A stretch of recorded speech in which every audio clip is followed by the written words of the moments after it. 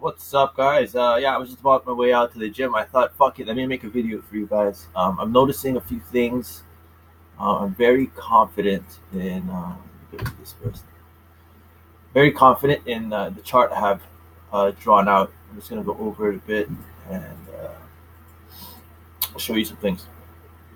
So, just to recap what I have here, I have a 6-hour cloud, and the 6-hour cloud held us at the beginning of this move, right?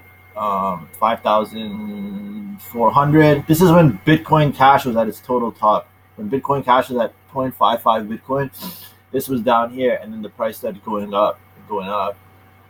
And then I think it was over here. We hit a high of here, 11,350, and then we went down to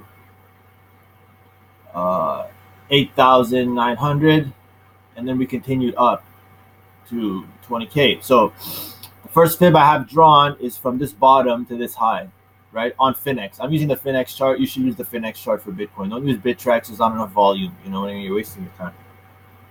I have the trend line drawn across. I didn't use this point because this was like a sudden sell, and we closed the candle above the line anyways. So I'm respecting that. And then we respected the line here, and we haven't came back here. This to me is very significant. This whole move kind of falls on this one trend line.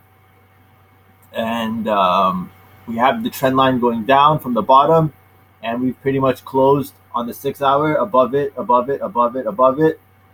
So right now we touched it, and I think we're going to bounce up. I think we might bounce up to here, 1637, test this area from the top, and then I think we will come down and test this area, this groove, test this line, test the cloud. And another thing I want to show you is that when I draw fibs, I like to draw other fibs, and I like to see if they intersect. And when they intersect, then I know, like, okay, this line is a significant line in many ways, because somebody else is probably using different coordinations of fibs, and since they all line up, there's going to be more support there, buying pressure. So if you put it here from the you draw the line from the 12,000 area up, you see that that this zone, the 50 fib, matches up with the 0.236 fib, right? 14,400 matches up, right? Now, if you move it to the bottom, right, we also see the 0.618 fib match up with this level also. So all three significant lows have a fib area that matches up perfectly with the 50 fib. You know what I mean? So if you draw it from here, you're hitting the 0.618. I mean, if you're drawing it from here, you're hitting the last 2.36. So I think we're gonna get the bounce going, and then we'll see how high we can get up here. I'm pretty sure we're just gonna go up to here, 16,700, 16,100, 16,500 max. And another thing I want to show you guys to keep your eye on is the 15-minute cloud. Because since we've been in this downtrend, we haven't been able to get above this cloud here, the red cloud. We went up it previously, we came down, we went up it previously, went down. I'm really looking for a break of this, a comeback to test it, and then a continuation to show me that we're not going down anymore. If we don't get that, I would say we are headed to, we could go as low as here, because there is a price gap in this area, 1200s, and here there'll be a lot of buying support. We might even get complacency here. We might get a bounce here, and then if this trend line is going to break, then it's going to be a similar bounce, I think, to the 15-minute. And then if we break that, this area is really going to be where I'm going to look for complacency. And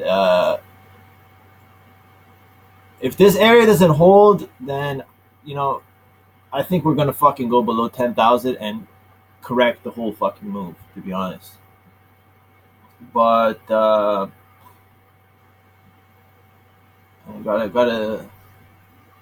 gotta just take it as it goes.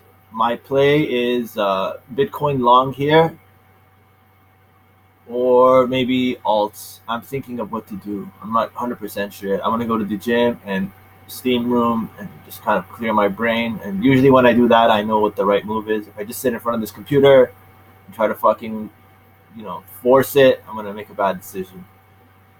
So yeah, that's it. That's pretty much it.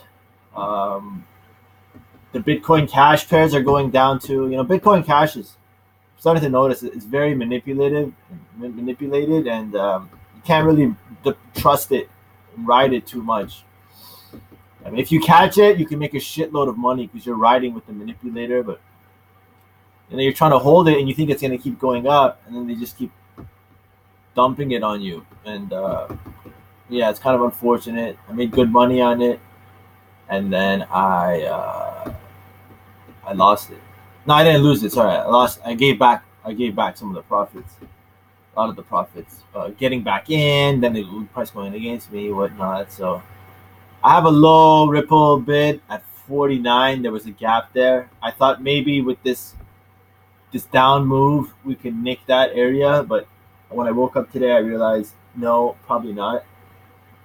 Price has already gone up, but yeah, I'm just playing this first. I'm gonna see what Bitcoin does before I buy anything else and play anything else.